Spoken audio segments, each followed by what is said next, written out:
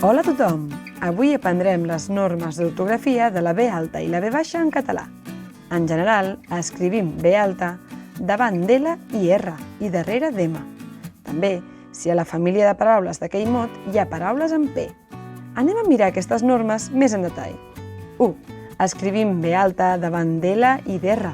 Com veieu, aquí hi ha paraules com poble o amable, on la B alta va davant de l'L, o paraules com arbre o pobre, on la B es posa davant de la R. 2. Darrere d'una M s'acostuma a escriure B alta, per exemple, com a embotit, ambulància, tomba o símbol. Per últim, escrivim B alta quan en una mateixa família de paraules hi ha paraules que s'escriuen amb P.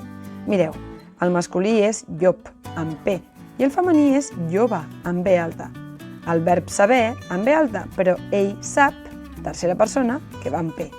Les normes per a la B baixa són bastant senzilles també. 1.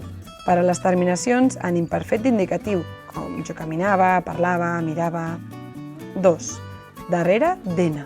3. I quan en una mateixa família hi ha paraules escrites amb U. S'assemblen bastant a les normes de la B alta, no trobeu? Mirem-ho més en detall. 1. Terminacions en imperfecte indicatiu de la primera conjugació. És a dir, per a tots els verbs acabats en AR, com parlar, mirar, menjar, escoltar, anar, quan els canviem a l'imperfecte indicatiu, al passat tipus jo parlava, doncs tots s'escriuran amb B baixa. Per això, sempre que estigueu escrivint redaccions sobre el que fèieu quan éreu petits o el que us agradava, sempre acabareu fent servir aquests verbs, així que escriviu-los amb B baixa.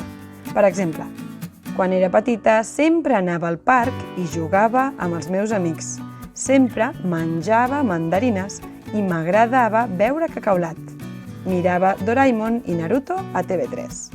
També escrivim B baixa davant d'N. Mireu, enviar, invent, canviar i convenir. Per últim, quan en la mateixa família hi ha paraules amb U, com per exemple blau, i el seu femení blava, que té una B baixa a la segona síl·laba. Tou i el seu femení, tova. Hereu i altre cop el seu femení porta B baixa, hereva. Hi ha algunes paraules que portaran B alta o B baixa segons el seu significat. Bella, quan vol dir guapa, s'escriu amb B alta, però si ens referim a una persona amb molts anys, s'escriu amb B baixa, bella. Un lloc on no hi ha res està buit amb B alta, però el número s'escriu amb B baixa, 8. El lloc per posar maletes sobre el cotxe es diu vaca amb B alta, però l'animal que produeix llet es diu vaca amb B baixa. I per últim, la vena amb B alta és el que ens posem quan ens fem un tall, però els conductes per on circula la sang a dins del nostre cos es diuen vena amb B baixa.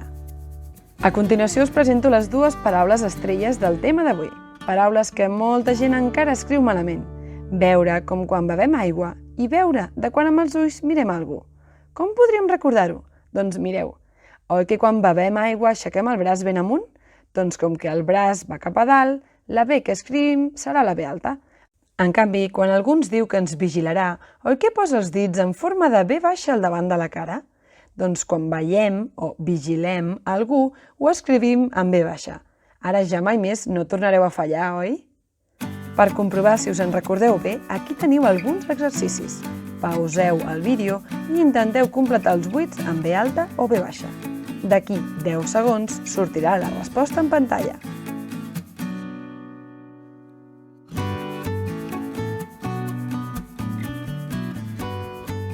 I aquí venen les solucions. Una cambra, una habitació, amb B alta, perquè just davant de la B hi ha una M. Per la mateixa raó, també assemblea s'escriu amb B alta. Bruixa s'escriu amb B alta perquè va davant de la R. Li passa el mateix a una altra paraula, arbre, la B davant de la R. El número 8 s'escriu amb B baixa i l'animal vaca amb B baixa també. El pebre, allò que ens fa esternudar, va amb B alta perquè està davant de la R. Ambulància. La B està darrere d'una M, així que és B alta. Vella, de persona amb molts anys, va amb B baixa. Enveja. La B baixa està darrere d'N, així que és B baixa. El mateix passa a les dues paraules següents, envoltar i canvi. Us recordo que si voleu seguir veient vídeos d'educació com aquest d'avui, us podreu subscriure a aquest canal de YouTube, Escola a Casa. I ara que podria semblar que les normes s'han acabat, trobem les paraules que s'escriuen exactament al contrari en castellà. No hi ha un truc ni norma, sinó que simplement les hem de memoritzar. Potser podríeu provar a fer frases divertides amb les paraules i així sempre les recordareu. Per exemple, les que van amb B alta, però en castellà van amb B baixa. Mòbil, corb, basc, biga i berruga, entre d'altres. Potser us podríeu recordar si us dic que un corb basc amb una berruga parlava pel mòbil sobre una biga?